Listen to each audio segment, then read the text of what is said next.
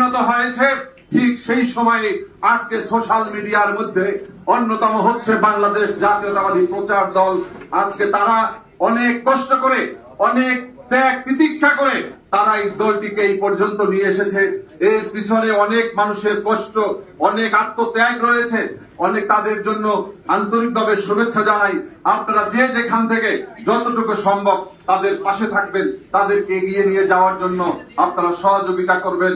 আপনাদের পরিশেষে আপনাদের আবারও ধন্যবাদ জানিয়ে আমি আমার বক্তব্য শেষ করছি। বাংলাদেশ জিন্দাবাদ, দেশনেত্রী বেগম খালেদা জিয়া জিন্দাবাদ, তারেক রহমান বীরের বেশে আসবে ফিরে বাংলাদেশে। যে জাতীয়তাবাদী শক্তির বিরুদ্ধে, ইসলামী শক্তির বিরুদ্ধে ষড়যন্ত্র, এটা সর্বশেষ 7ই জানুয়ারি শুরু হয়েছে এমন নয়, এটা আমাদের অনেক সুদীর্ঘ কালের এই চক্রান্ত।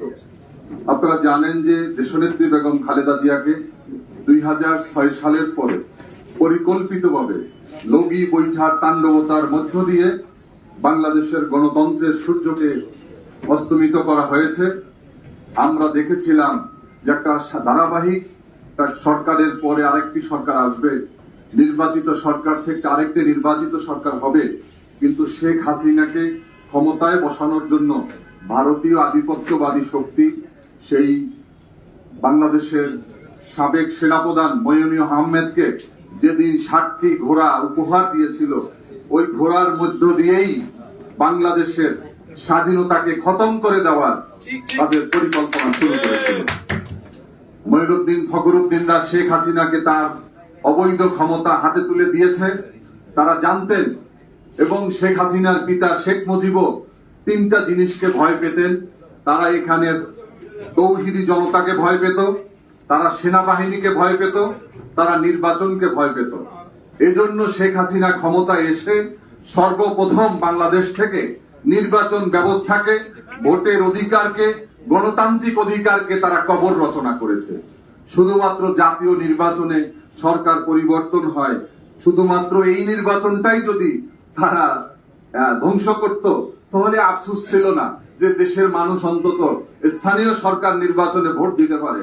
কিন্তু আমরা দেখলাম প্রাইমারি স্কুলের ম্যানেজিং কমিটি থেকে শুরু করে ইউনিয়ন পরিষদ, পৌরসভা, উপজেলা, সিটি কর্পোরেশন, একটু আগে আমাদের এখানে জনতার মেয়র ইশরাক হোসেন বক্তব্য দিয়েছেন, যদি সুষ্ঠু এবং গ্রহণযোগ্য নির্বাচন হতো, বিপুল ভোটে আমাদের ঢাকা দক্ষিণ সিটি কর্পোরেশন নির্বাচনে তিনি নির্বাচিত হতেন।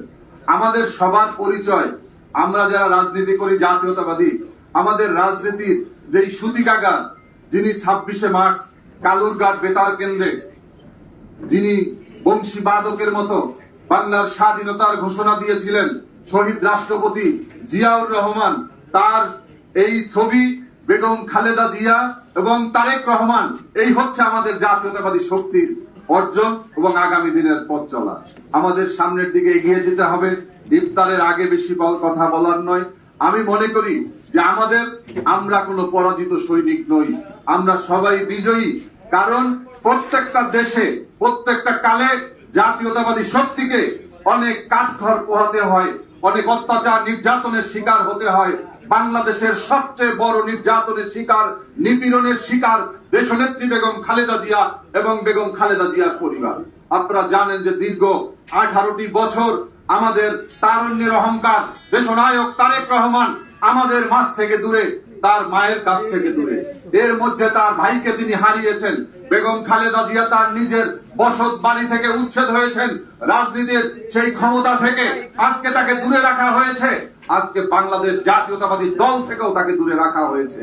আমাদের সবাইকে প্রতিজ্ঞা করতে হবে, আমাদের জাতীয়তাবাদী শক্তিকে, আমাদের ইসলামী শক্তিকে, বাংলাদেশের আগামী দিনের ভবিষ্যৎ এই জাতীয়তাবাদী শক্তির বেগম খালেদা জিয়া এবং তারেক রহমানের নেতৃত্বে আমাদের যে ডানপন্থী, আমাদের বামপন্থী, আমাদের ইসলামপন্থী, জাতীয়তাবাদী গোটা শক্তি আজকে একটা জায়গাতে আমরা ঐক্যবদ্ধ যে আমরা এই তাবেদার শেখ হাসিনার পতন চাই, আমরা আইনের শাসন চাই, আমরা ভোটের অধিকার চাই, আমরা ন্যায় বিচার চাই, আমরা দেশের মানুষের দ্রব্যমূল্যের ঊর্ধ্বগতি থেকে আমরা রক্ষা করতে চাই।